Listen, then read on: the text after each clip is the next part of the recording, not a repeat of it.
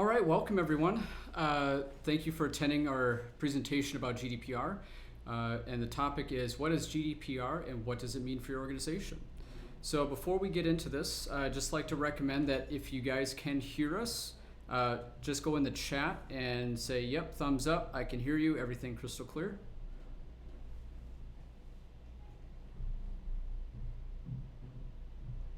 Awesome, thank you very much for confirming. All right, so let's get into it. Let's do a quick couple introductions. My name is Eric Lanin. I'm the marketing lead here at Redpath Consulting Group. I've been here for about just over 4 years now.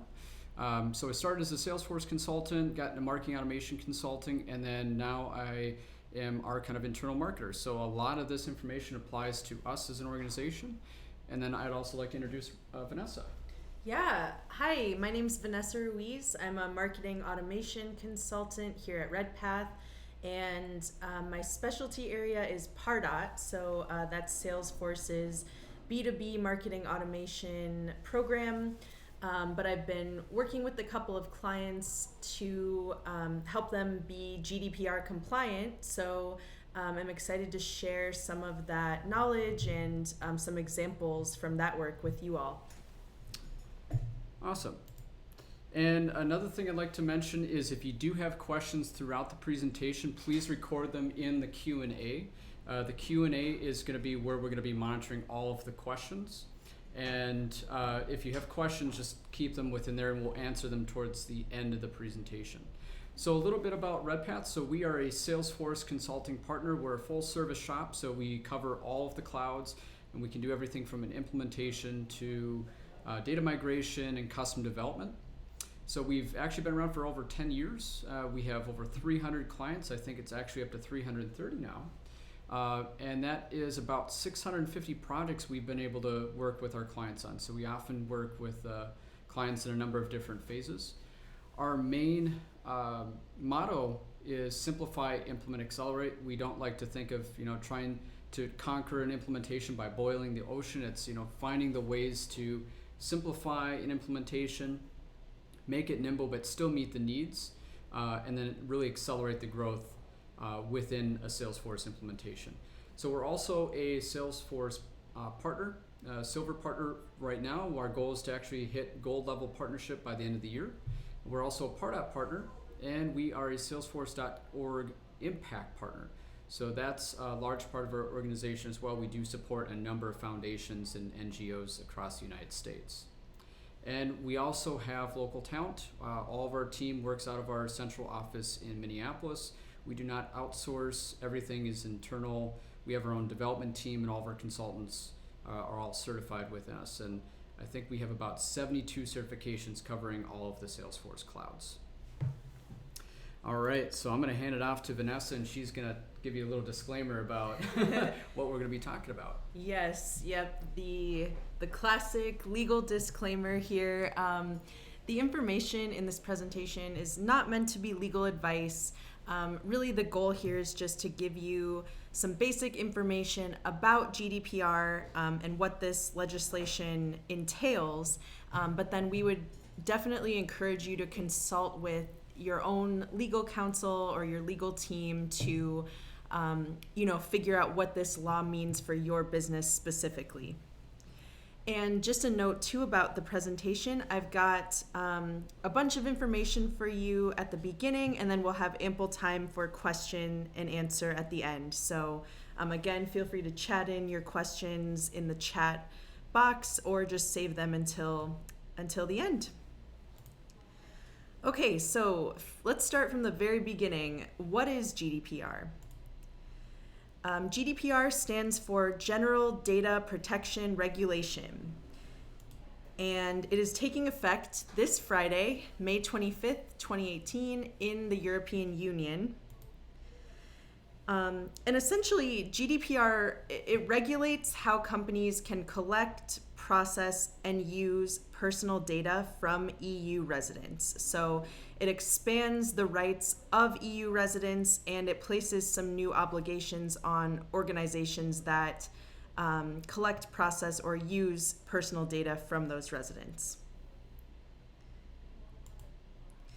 And then secondarily, this law updates and replaces what was sort of a patchwork of national data protection laws across the EU. So it creates sort of an umbrella law for all of the EU countries.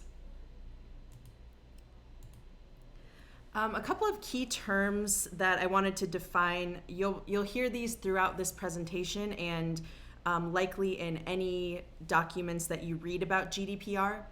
The first here is data subject. That's essentially any person who can be directly or indirectly identified. So, for example, Benedict Cumberbatch, a great EU resident. We all know him. We love him.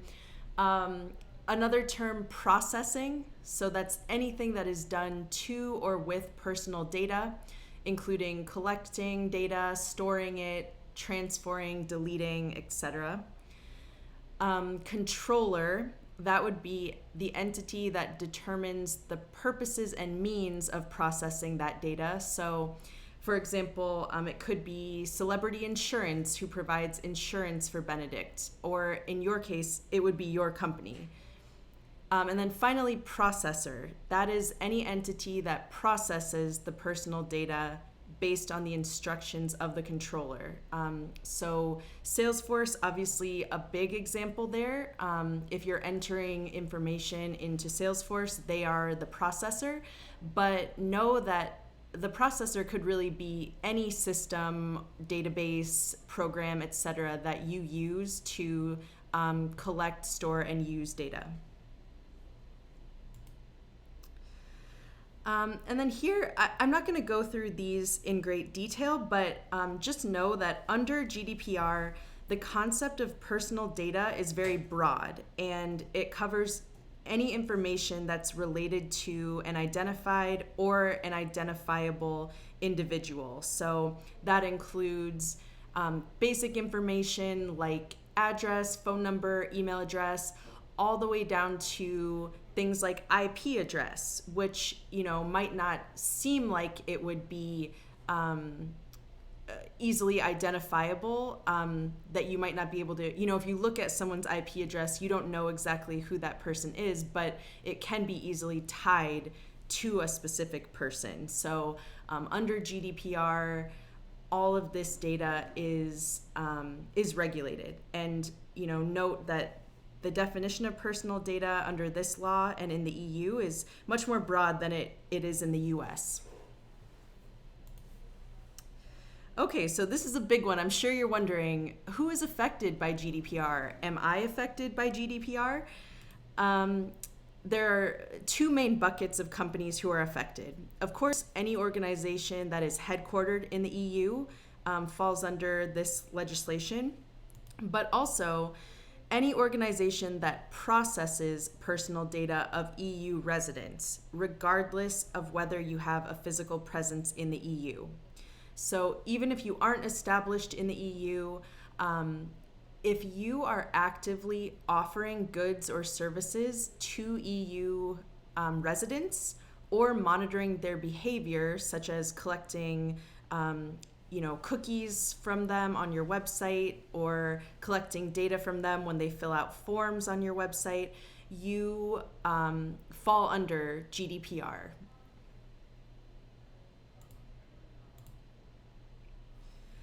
Another big question here, what does GDPR require?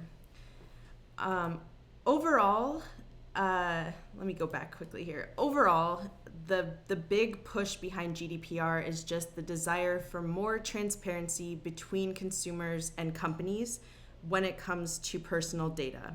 So you'll see throughout the next few slides that this law gives individual people many more rights to how they can find out what data is stored about them, find out about how it's used, and dictate what happens with it. So the buckets that you'll see on this slide aren't exhaustive. There are more requirements than are listed here, but I wanted to lay them out in sort of broad categories for you.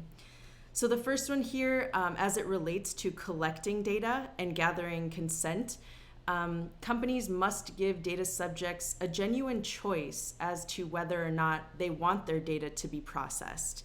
And they must agree to have their data collected and processed via a clear statement of consent.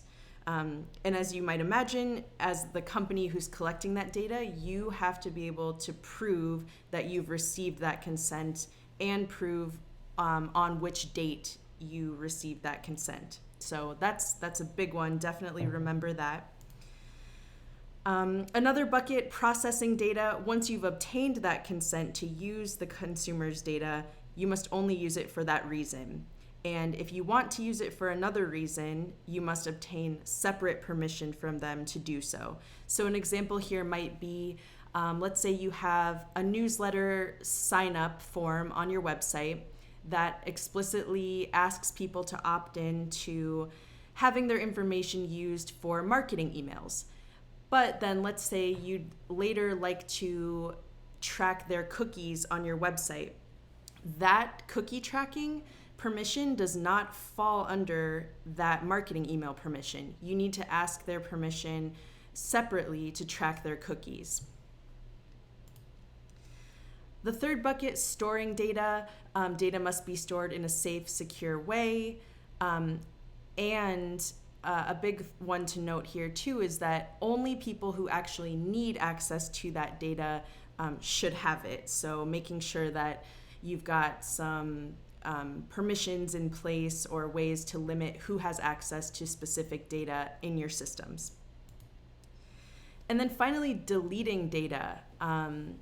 Companies must have a plan in place for deleting data from all of their systems that store it, because as you'll see on the next slide, one of the rights that is granted to individuals is the right to request that their data be deleted. So once the purpose for having their data has been fulfilled, you must either justify why you're going to keep it, or you should have a plan in place for being able to delete it. Okay, so I'll go through this one quickly again, but here are some rights that data subjects, aka individuals, EU residents, have under GDPR. The first one, data access. Again, data subjects must be able to confirm whether or not a company is processing their personal data, and they must be able to understand why it's being stored or processed. They can object to the processing of their personal data. They can request to have their data corrected or completed. They can request that a controller stop access to or modifications of their personal data. They can ask that you export all of the data you have on file for them. And then finally, the big one, they can ask for the right to be forgotten. They can ask for all of their data to be deleted or removed from all of your systems. This is probably another question you've been asking yourself. What happens if we don't comply with GDPR and we fall under its jurisdiction? Under GDPR, a company could be fined $26 million or 4% of their annual global revenue, whichever is greater, based on the seriousness of the breach. So obviously big financial consequences here if you're found to not be compliant with GDPR. And just as a note, even if your company is located in the US, GDPR falls under the jurisdiction of international law, so you can still be, tried and prosecuted even if you're not located in the EU. And I will just say, from a personal standpoint, I think that complying with GDPR is just a best practice. I mean, as you can probably see from some of the requirements, giving people more knowledge about how you're using their data, more autonomy in how they want you to use their data, I think overall provides a better customer experience or a better constituent experience, and it's just generally a good practice for the long term. So even if you don't end up getting fined $26 million, it's still a very good idea to consider these requirements and enact them. And on that note, we've got some recommended actions here that will apply to people who do fall under GDPR jurisdiction, but can also be enacted by those of you who don't do any business with EU residents. I think all of these are still great actions to take. And we'll go through each in more detail, but we've got investing and training your team members in GDPR compliance, auditing your existing data, reviewing or updating your privacy policy, and then obtaining consent from new and existing data subjects, aka individuals. So the first one seems a little bit self-explanatory, but I think this is a great place to start, whether you're talking about GDPR compliance or just implementing or updating your current data collection strategies. Training your team on the requirements or the new policies that you're putting into place, and really trying to invest them in why it's so important that your company complies. And depending on the size of your company and the breadth of work that needs to be done in this area, you might consider also forming a steering committee that will sort of spearhead these efforts. The second recommendation, audit existing data.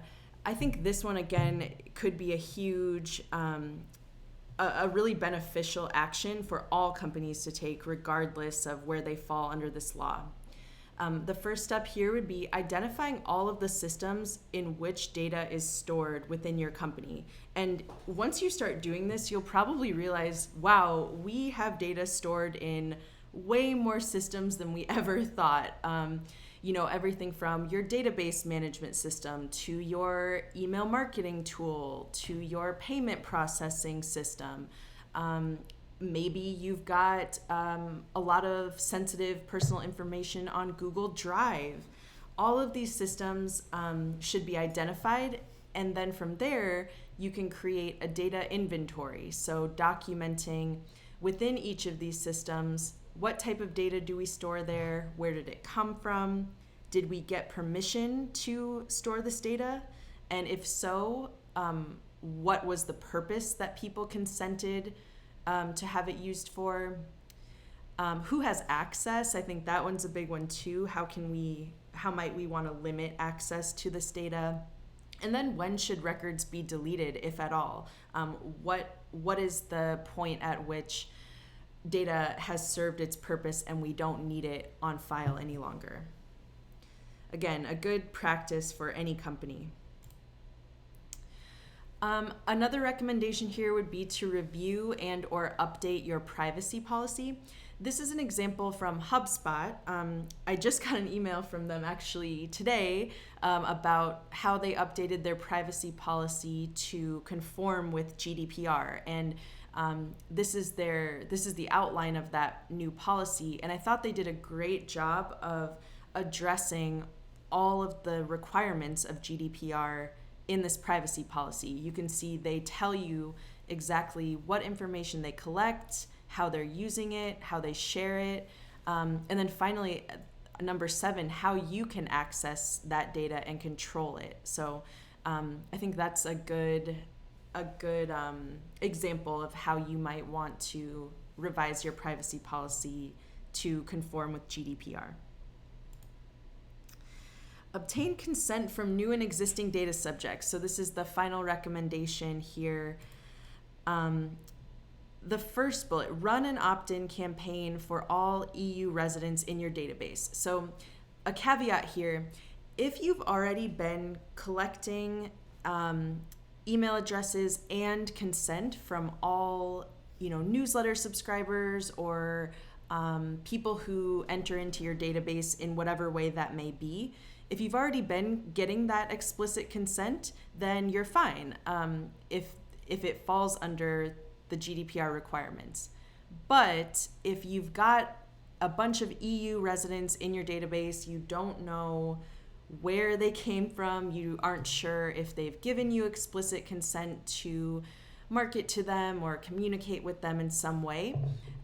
This could be a good opportunity to run an opt-in campaign where you reach back out to all of them and ensure that they would like to hear from you, or in whatever way that looks for you. And that way you'll be able to collect that consent and the date on which they've done so. Another easy step to take is enabling cookie tracking, or enabling a cookie tracking opt-in message on your website. If you're using Pardot, this is really simple. It's just a setting that can be turned on or off. If you're using some other programs, something to look into if you're able to add that consent message onto your website. And then finally here, this one could potentially be a fairly big undertaking if you've got a lot of different marketing materials on your website or online, but very important to make sure that any marketing materials you have out there in the world obtain consent. So I've got a couple of examples here from a client that I work with, Ideas. The first screenshot at the top is the very last question that is included on all of their website forms. So if you were to download an ebook or register for a webinar, anything you'd fill out a form for, the very last question you have to answer is whether or not you would like to receive marketing email communications from them. And they've got their privacy policy linked in the disclaimer under that question, and it spells out exactly what type of marketing communications you will receive if you opt in. So, fairly simple, but I think adding a consent question like that to anywhere that you're collecting data is a great best practice. And then this second screenshot here is from what they're calling a data request form. So as I mentioned, one of the rights that individuals have under GDPR is the right to be forgotten. So they can request to have data deleted from your systems, or amended or updated if it's outdated. So what Ideas did is they actually created a form to serve that purpose, and it lives on their website. And it essentially asks people to describe the request that they'd like Ideas to take, whether that's deleting all of their data or updating it, and then a couple of other questions to help them better identify where this person's data might be stored in their system. And then once the person submits this form, it actually triggers a service ticket to be started within Ideas, and they have a plan in place for how they're going to find and delete or amend all of this person's information in all of their systems. That's something that they worked out on the back end with their IT team, and I think it's just a good idea to have something like that on your website where people can put in a request for how they'd like their data to be used or changed or removed.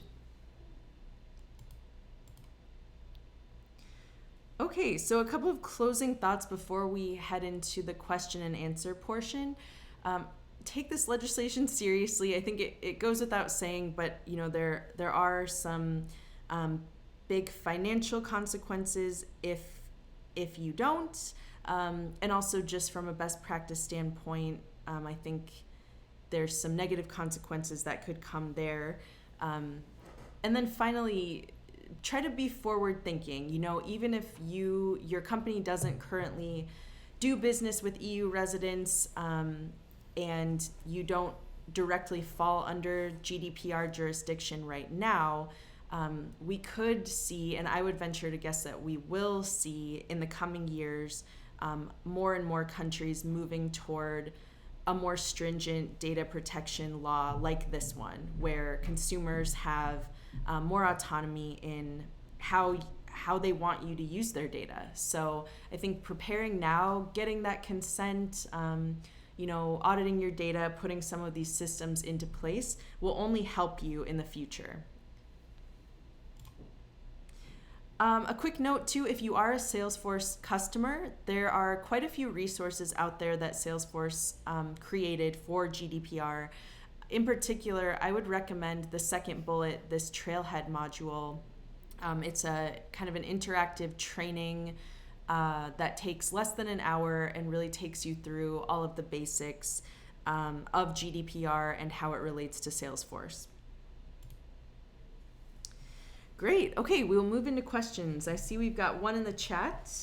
Yeah, so I think we kind of talked about this a little bit, Vanessa. This is about if we already have customers that have opted into email lists, and do we need to remove them from lists if they don't respond to that opt-in? So they haven't given us permission, doing a permission pass, do we need to remove them? Yes. Yep. If they are EU, at least as it relates to GDPR, if they are EU residents, you send them this opt-in email, they don't respond, yes, they must legally be opted out, because the way that GDPR kind of differs from how companies might currently be operating is that a passive opt-in, aka not saying no, doesn't count as consent. It must be active opt-in, explicitly saying yes, opt me in.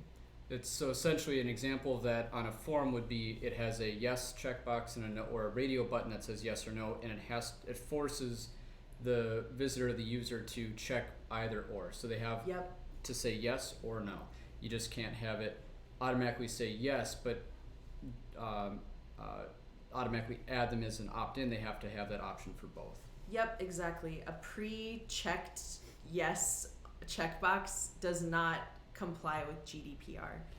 And to clarify on that same question, if they're already opted in, so if you are collecting explicit opt-ins right now, does that conform to GDPR? Yes, it does. Yep. So, good clarification, and just a reminder that if you're already getting that explicit opt-in and you have that on record, you don't need to do an opt-in campaign. Okay, now this is an interesting one. What about EU residents that are in the US on green cards? How about expat employees from the EU? Yeah, that's a really good question. So the law does fall under residents. So EU residents who are in the US would still qualify as EU data subjects who fall under GDPR. So yeah, very important note there that it's based on country of residence, not necessarily where the person is currently located. And another thing I'll kind of throw in there too is, as a marketer myself, Redpath has to be compliant to GDPR. We do have customers that are located in the EU, and this is kind of where we kind of go back to our best practice of data retention. So for example, all of our EU customer data, so we have a secure cloud storage, and we store all of our customer data on there. So backup files, spreadsheets, decisions that were made, etc. Going forward with GDPR compliance, if we are not actively using that data for a project, we will delete it. And that's also our policy for all other customer data. So we do not store local data on our own computers. If we are, it's only for single use. So if we're doing a data migration and upload to Salesforce, we will do the data upload, process it, and then we will remove it from the local device, store a cloud copy temporarily, and then once the project is closed, we will hand that data over to the customer as our best practice. After concluding that project, we will erase that data. Not only is it keeps our system clean, so we don't have residual data, it also cuts down costs because data is expensive to store, and just generally it's a good best practice. Another thing I'll add is on the marketing side, as a marketer, this is a barrier for marketing. It's now going to be more difficult for marketing and sales folks to do their jobs. So I've heard from a number of organizations that they're a little scared about hitting their goals. What does this mean from my marketing and sales organization, and what are the new barriers? And my common response is, well, your life isn't over as a marketer or salesperson. It's just going to be a little bit more interesting. And I think this is where it comes back to doing good marketing. And this kind of removes not necessarily a shortcut, but we just have to focus more on making sure that our marketing messages are aligned with the right audience, and really trying to connect on a deeper level. So in a way, I kind of see this as a benefit. Same way, a good analogy is as gas prices rise, a lot of the more fuel inefficient cars are less desirable. So it actually puts pressure on car manufacturers and people to purchase more fuel efficient cars. So if gas prices rise, people are more interested in buying more fuel efficient cars. Of course, you're still going to have trucks and SUVs, and we have a purpose for them. But for people that are commuting to and from work, they're not going to want to drive their truck anymore. They're going to take a more fuel efficient option. I think that's the same analogy for marketers and sales. Is we want to find a better route to delivering our marketing and sales messages. Mm-hmm. Yep, I think that's a really good point, and just reiterates the idea that content is key, and if your content is valuable and relevant, and people really enjoy and value receiving it, that they will opt in. And I think it goes back to the idea of including this opt-in message basically anywhere that someone could give you their information. That way, even if they don't open your opt-in email, they could still have an opportunity to opt in when they're on your website downloading an ebook or registering for a webinar, something like that. Giving them any option you can to opt in, and ensuring that your content is relevant to them. Yep. So make it easy to opt out as well. So not only putting that opt in on every form just to say, hey, we'd like to share more information, but also make it easy to opt out. And I think Ideas did a really great strategy on that. Is they have a central opt out mechanism. So instead of having burying your unsubscribe link in your emails, make it more top of mind, make it visible, because you want to be more compliant. And I think the downside, if you're not as compliant, you run the risk of getting fined. And it'll be interesting to see what happens over the next year with, how does the EU enforce this? Yeah, definitely. So any other questions related to GDPR, marketing best practices, Salesforce technology, how to capture information, or just general best practices? We have an entire half hour dedicated to Q&A, so...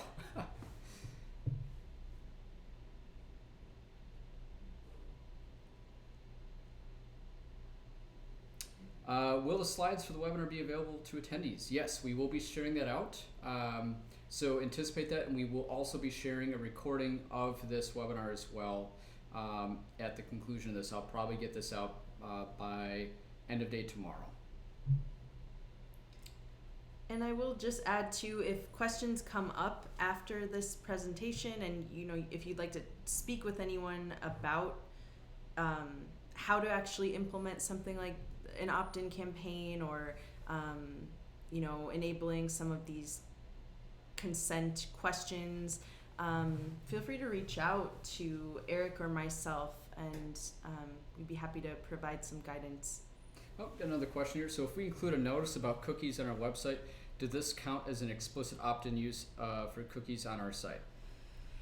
If it's just a notice, no, because people must actually click yes or no, I allow you to track cookies when I'm on your website. In the case for Pardot with that new opt-in cookie feature, does that meet that requirement? It does. Yep, the Pardot setting does ask someone to respond yes or no, and it does, if they don't click either yes or no, it assumes no, and it won't track cookies. And a majority of other marketing automation platforms are compliant with this, so obviously HubSpot is now. I am not familiar with what some of the more the email marketing platforms that don't necessarily track cookies. I don't know what their compliance methodology is, but we could definitely look into that if you have questions related to those platforms. Is there a penalty for doing opt-in campaign after Friday if no marketing efforts are made using stored data in the meantime? My gut says no, because you'd be just running your opt-in campaign and you wouldn't have emailed them after Friday before that opt-in campaign, but that's something that I would probably check with your legal team or your legal advisor on. And I think we did talk about this at one point about running a permission pass on your database. If the intent is not to sell anything and it's simply just to get permission to comply to GDPR, I believe that's still okay after Friday, because you are trying to maintain compliance. And I will say that we've done this for some other clients and anticipate a large amount of people to opt out. And not necessarily opt out, but not respond. And again, a non-response is technically an opt-out. They have not explicitly opted in. So anticipate a large amount of your people to drop off. So I think this is where it kind of comes to that marketing side of things, where you need to create a compelling reason why they should remain on your list. Given not necessarily an incentive, but here are the reasons why you want to stay connected with us. Yep. Great point. But of course, always go to someone who gets paid the big bucks from a legal side to answer those things. Because I'm going to resort back to our disclaimer that we are not lawyers and we are not certified in GDPR to answer legal questions, but we can advise the best of our ability. Any other questions related to the topic for today? And if you have more questions, like Vanessa said, you can always reach out to us.